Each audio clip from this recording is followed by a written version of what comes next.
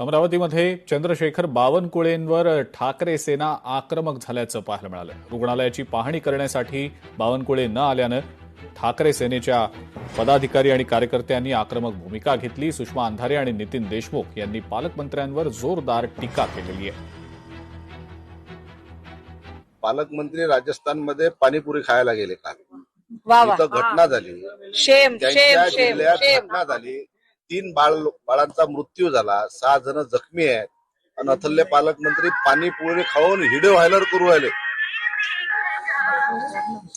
पालकमंत्री पाणीपुरी तर खाऊ राहिले पण त्याचा व्हिडिओ व्हायरल करू राहिले। इथला निगरगठ्ठा पालकमंत्री, निगरगठ्ठा म्हणतात याला, की माझ्या जिल्ह्यातले पालकमंत्री ज्या जिल्ह्यातला तिथले बाळ मृत्यू पावले, मी पाणीपुरी खाऊ राहिलो इकडे। याच्या घरातला बाळ गेला असता ते गेले असते का तिकडे?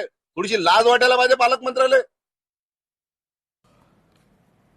पुढची बातमी बघूया। अमरावतीच्या दुर्घटनेप्रकरणी दोषींवर कारवाई करा आणि राजकारण करू नका असा आमदार रवी राणा यांनी सल्ला दिलेला आहे।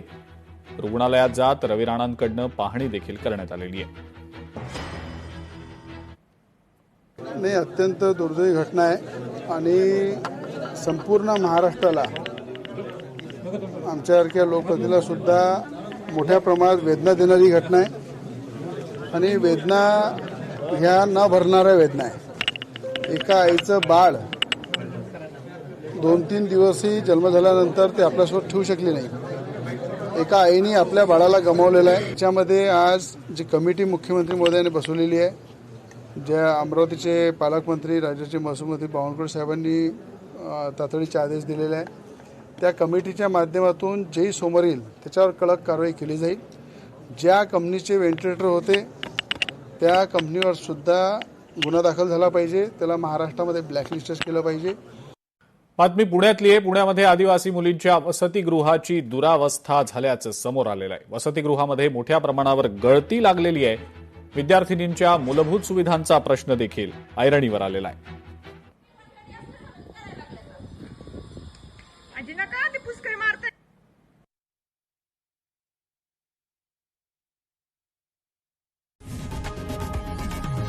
लोकशाही मराठी ऐका, पहा, जागरूक रहा।